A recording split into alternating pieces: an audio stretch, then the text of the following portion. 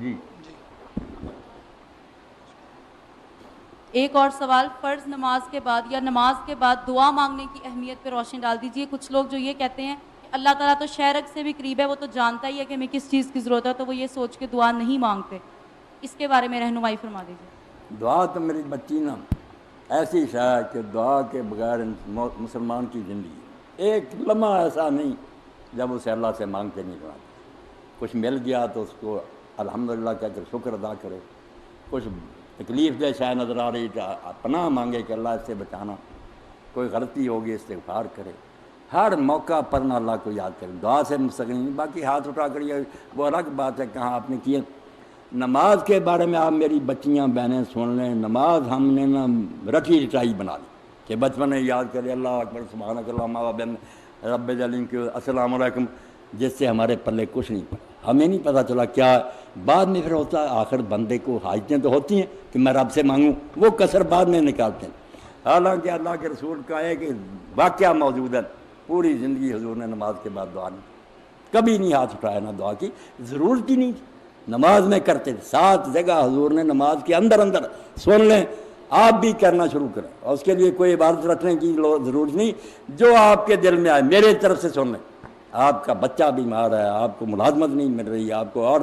اسی میں اور اپنی زبان میں، یہ بھی چھوڑیں کہ عربی ہے یا نہیں، نماز کے اندر اپنی زبان میں روئے کہ مولا رحم فرما، ہمارا یہ مسئلہ آ رہی۔ شروع میں ہی حضور نے کیا، رکوع میں کیے تسبیح کے ساتھ، سمع اللہ لمن حمدہ کو کھڑے کھڑے، سجدے میں، دونوں سجدوں کے درمیان، تشہد میں، 7 جگہ آتی ہیں جس میں حضور دعا، اور 2 تو آپ نہ بلائے۔ سجدہ جب کرے فرض نماز ہو سنت ہو کوئی، سبحان ربی الاعلیٰ کیا کرنا میری بچیوں بہنوں خدا کے لیے، وہاں ہی سر رکھے نا، جیسے کسی کے پاؤں پڑ جاتا آدمی محنت کرنے کے لیے، آپ خدا کے سامنے پاؤں پڑے ہوئے ہیں۔ حضور نے فرمایا سب سے زیادہ بندہ رب کے قریب اس وقت ہوتا جب وہ سجدے میں پڑتا، اب اس سے زیادہ عاجزی کیا کرے گا؟ فَقَامِنٌ يُسْتَجَابَ لَهُ، حضور نے فرمایا یہ گارنٹی ہے کہ اس وقت جو مانگے گا وہ دیا جائے گا۔ دعا میں زور لگا دو، وہاں جو مانگنا نا،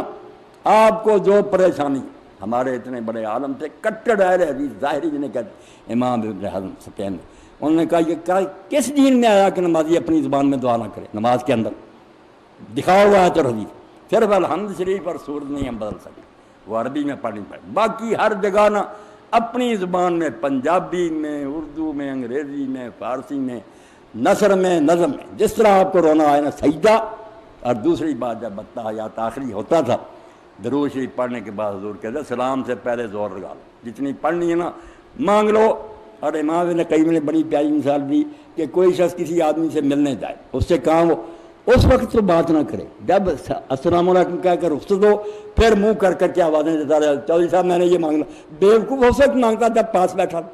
جب بندوں سے کٹ گیا اللہ اکبر کسی طرف دیکھ نہیں سکتا، السلام علیکم تک پہ اللہ کے ساتھ باتیں کر رہا۔ یہ 2 موقع تو آپ ان 7 میں سے یاد رکھیں کہ سجدہ